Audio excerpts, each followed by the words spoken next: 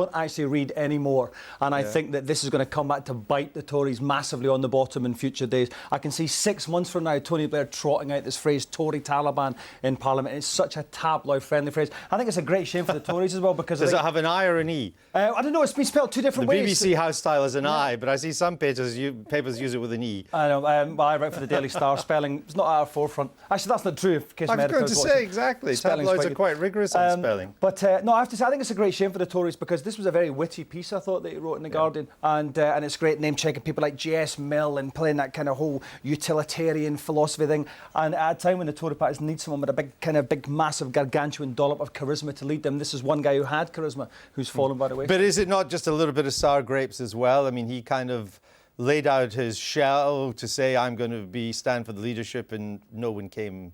Oh yeah, he has, and he's given like Fox and Cameron a little bit of a kicking on the way out with his castigating views about the Tories in education and foreign policy. So, oh yeah, but I always think if you can't withdraw in a big kind of drama queen blaze of glory, what's the point in withdrawing? Indeed. Now, the discussion on terror laws. All party unity so far, though we haven't really got beyond the rhetoric. We're now talking about tougher laws to clamp down on those who preach terrorism, who incite it, even indirectly. And what will amaze people, that there isn't already a law for preparing for terrorism. Yeah, well, indeed, Andrew, and it's something we've been calling about for some time. And I'm glad that Charles Clarke is having his both David Davis, obviously, and Mark Oaten in today, and I hope that we can move forward on consensus. You think it'll stick? Do you think... let me ask you this, that a lot of people will be asking, that, you know, over 50, maybe as many in the end as 70 of our fellow citizens and visitors to this city were killed on July the 7th. The government says it needs these new terror laws. It wants to rush them through. Why are you all going on holiday on Thursday? Shouldn't you stay and put these laws through first?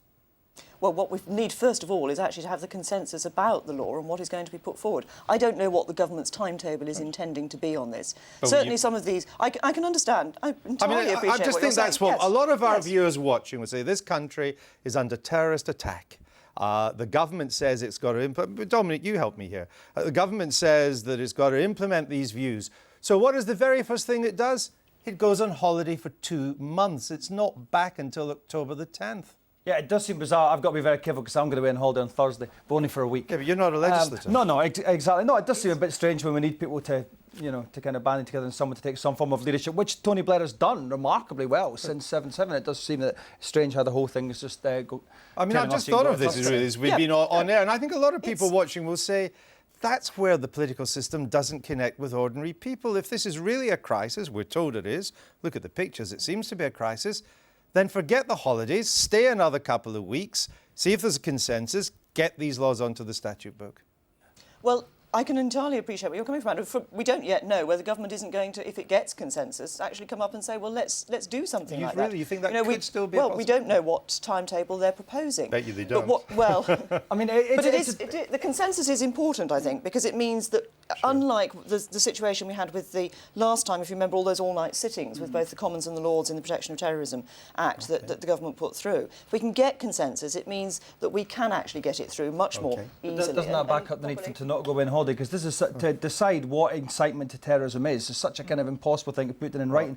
Sherry Blair said recently, a couple of years ago actually, when she was talking to a Palestinian medical charity, as long as young people feel they've got no hope but to blow themselves up, you're never going to make progress. Now that technically could be seen as indirect incitement to terrorism. Maybe a new judge comment rather than incitement, I would think. But the courts would decide that. Anyway, that's the kind of thing we've got you for the next half hour, so we have to move on.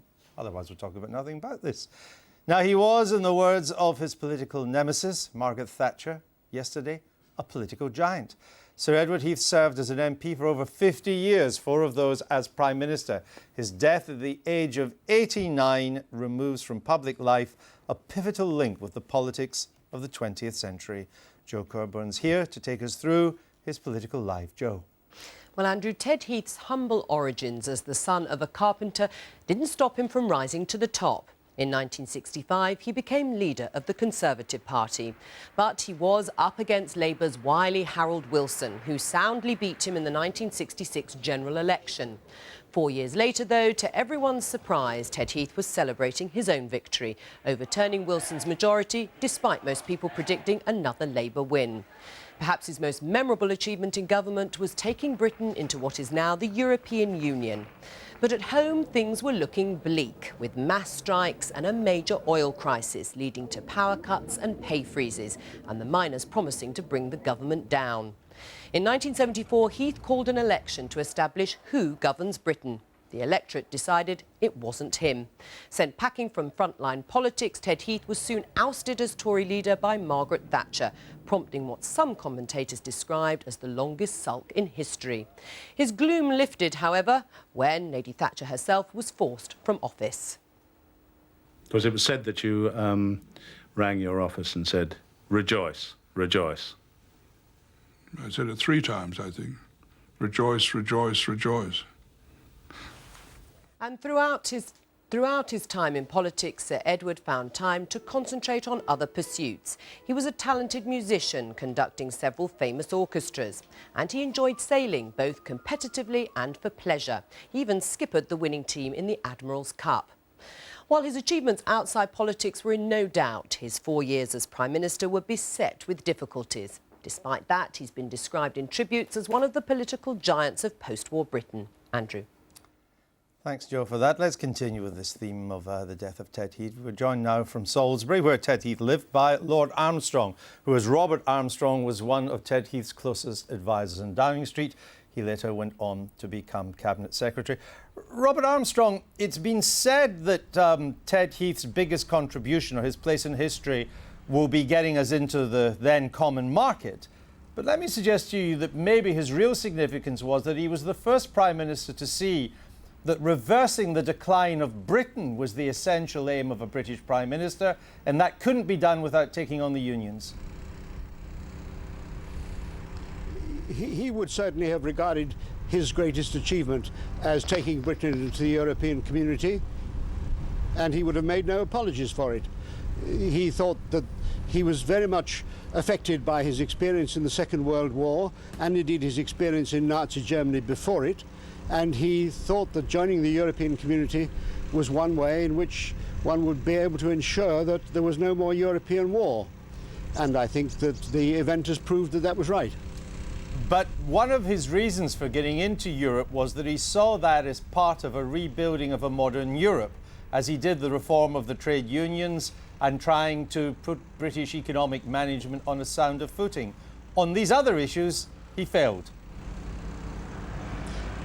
He made a good try, but the level of unemployment rose to 1 million, and he and his colleagues both felt that that was not a tolerable situation and that they had to take measures which would prevent a further rise.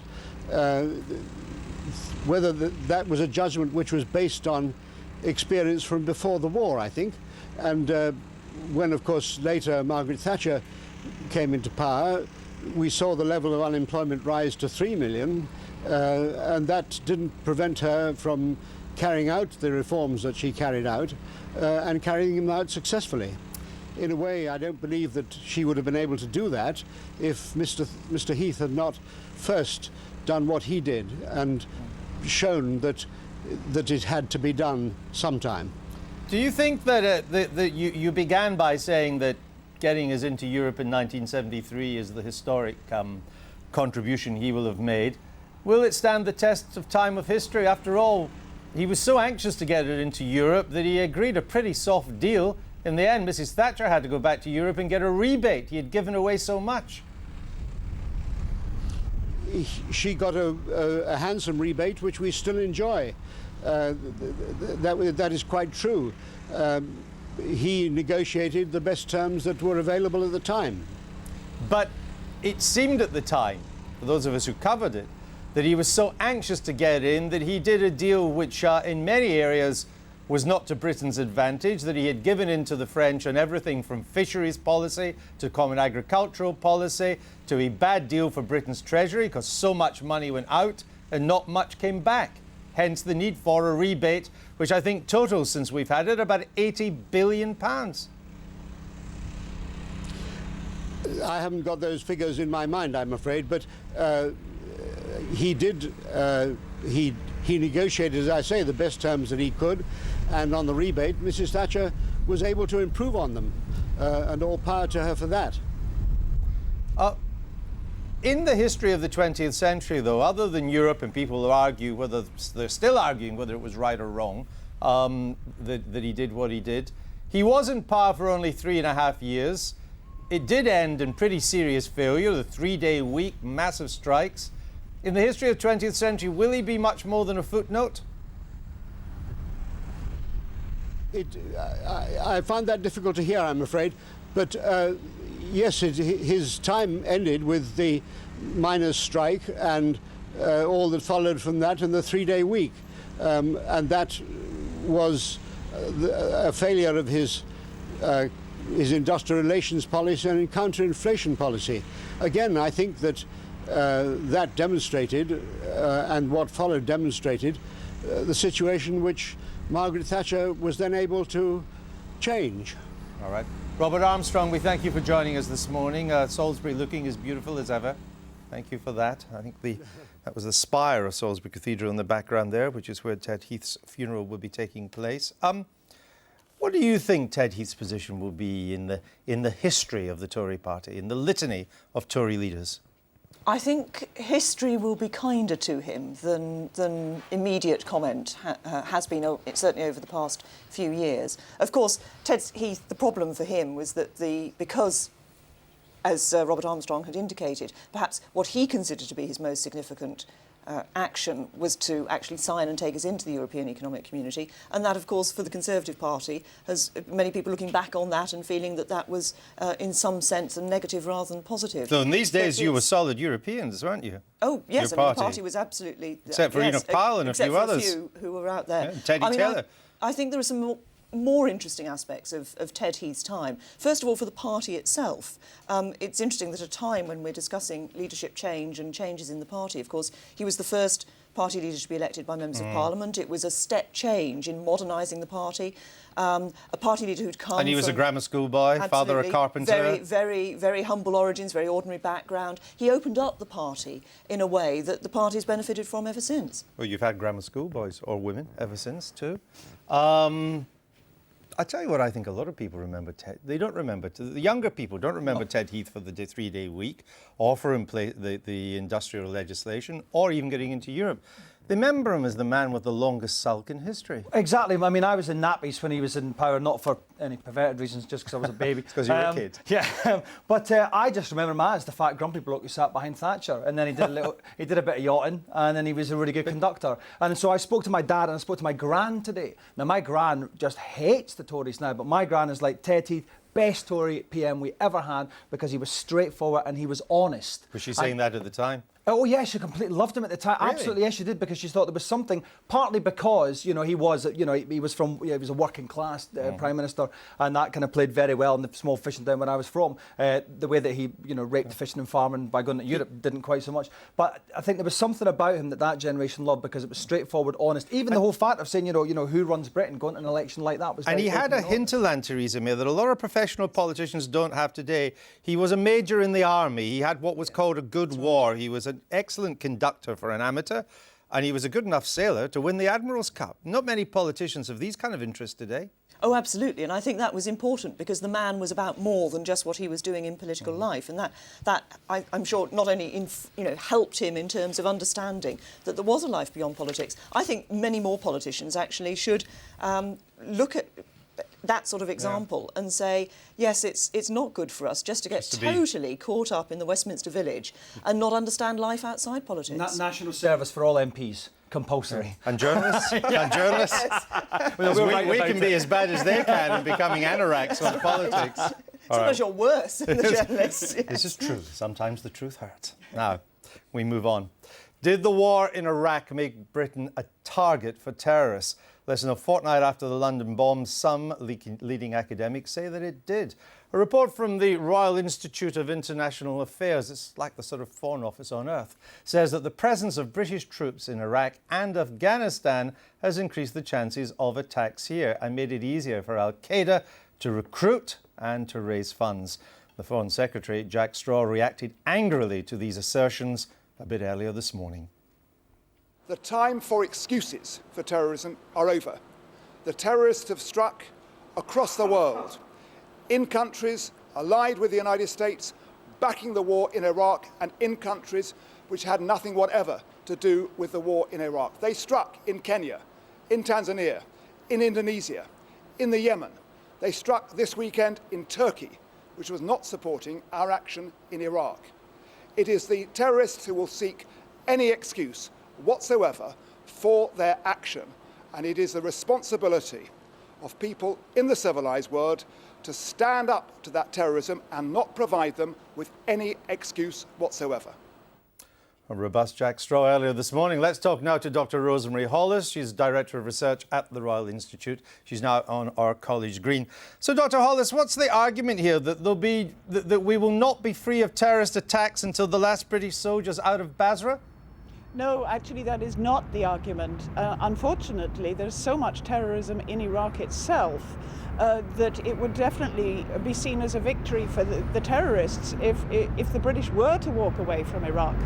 What this paper that we've published today does is examine some of the findings of research on the phenomenon of international terrorism, and has said that the Al-Qaeda phenomenon, the group whose roots can be traced back to the campaign against the Soviets in Afghanistan in the 1980s, through the first Iraq war and how Osama bin Laden judged that in 1990-91, to the present day, for them, Iraq is part of their cause and was before 9/11. But what is the argument that Iraq would have made a difference? That if they hadn't had Iraq as a cause, I mean, if not Iraq, Afghanistan, if not Afghanistan, Palestine, if not Palestine, US troops in Saudi Arabia, if not Saudi Arabia, well, the existence of the British Empire. I mean, where do you stop?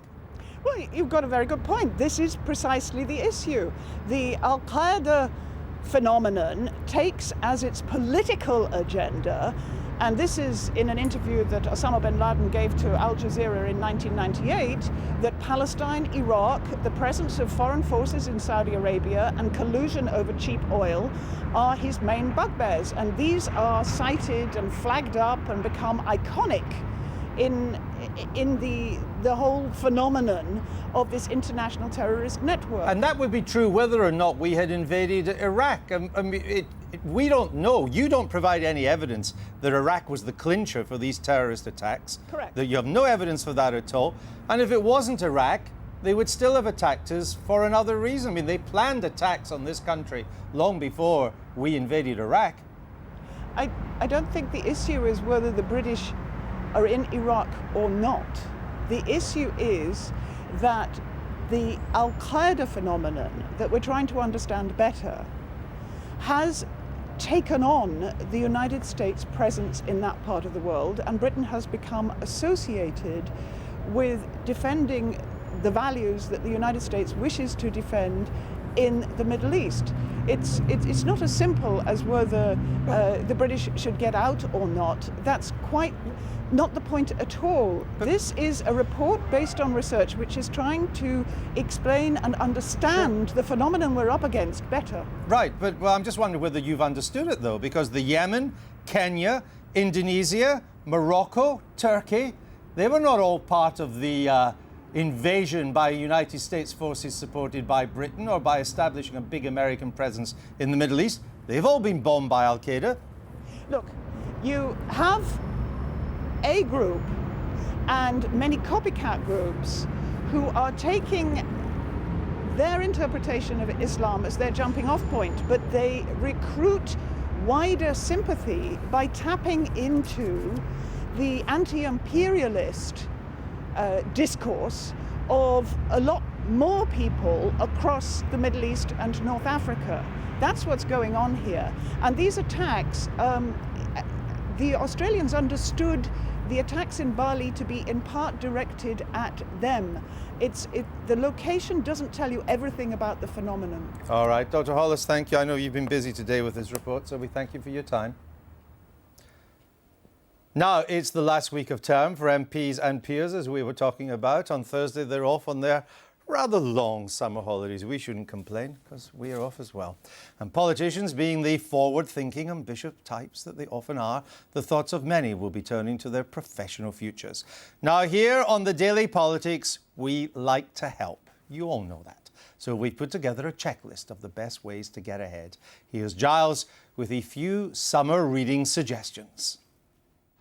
You know, it seems almost anyone can get published these days, but with that in mind, and given that MPs have got a huge summer over which to do some reading, I've got a great idea. 5 things you didn't know you needed to do to become a household name in politics. The first lesson is easy. Always make sure you have a colourful past. When I look back, boy, must have been green. Peter Hayne's battle with apartheid in South Africa ensured that he was noted when he came over here. Whilst Paddy Ashdown battled in a different way, the khaki helped his later image no end. David Davis's single mum and council house background is by now a badge of office, and Alan Clark, of course, published his past and passed into legend. Number 2, always have a vice. Ken has his cigars. Stephen Norris loved the ladies, sometimes unknown to them at the same time. John Prescott's impromptu pugilism and Neil Hamilton's shenanigans with cash and questions. I should just say this isn't my wife. All ensured that we may not approve, but we do remember them. Number 3, forget respectable, have a quirk. I've got a big problem with asteroids. Asteroids and celestial bodies made Lembit Opik a household name. That's no mean achievement with a name like that. Theresa May's shoes brought her to a whole new generation. Anne Widdecombe's hair colour swap. Now that revived her image. And the Hamiltons' quirks? Well, anything they did after 97, really.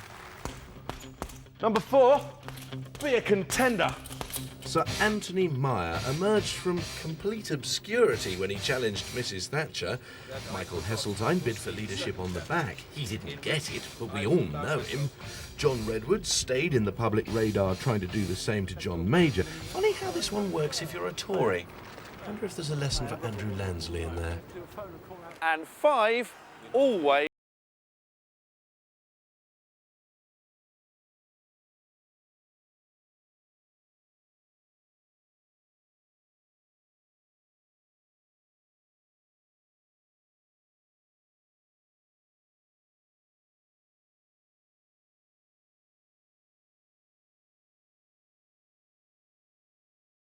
When he uses his head. So there you are, a 5-star, 5-step recipe to political success. Now, I think that would sell. And Giles will be the author and retire to the Cayman Islands. Theresa May, do you learn anything for the summer holidays there? A few tips? I was going through that. I was on the second one. I'd assumed that my shoes were my vice, but then I was told it was my quirk rather than my vice. I think quirk is probably better than vice anyway. I think quirk is better than vice. If you want to be in politics, yes. if you want to stay out the news of the world, I would suggest it. What are you going to be doing this summer then to relax or to broaden the mind? Well, in terms of actually getting some relaxation, I will be swapping the kitten heels for some walking boots. Ah, I see. I think politicians help themselves when they do this sort of thing. Well, I was just looking at David Davis's haircut back then, that long shaggy perm, and I thought I was bemoaning the lack of charisma among the upper echelons of the Tory party. You should go back to that haircut, get a guitar. It worked for Tony Blair. None of us want to see our hairstyles from the 70s, Dominic. Let me assure you of that.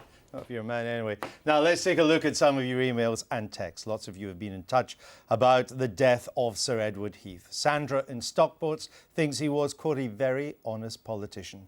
James in London asks, how could Heath whinge about the decline of Parliament when he was the architect of the transfer of most of its powers to Brussels? It's a sad day when anyone dies, but a political giant? Not really, he says. And on the subject of Parliament going on holiday, Mike in Tunbridge Wells says that the only thing more unlikely than politicians foregoing their holidays is that any new laws will make any difference to terrorist activity. It's the hearts and minds that will make the difference. Let me pick up off the back of that email there and the interview with Dr. Hollis. I mean, Iraq is a terrible mess at the moment. We can see that. And undoubtedly, it's given the extremists a further reason for wanting to attack us.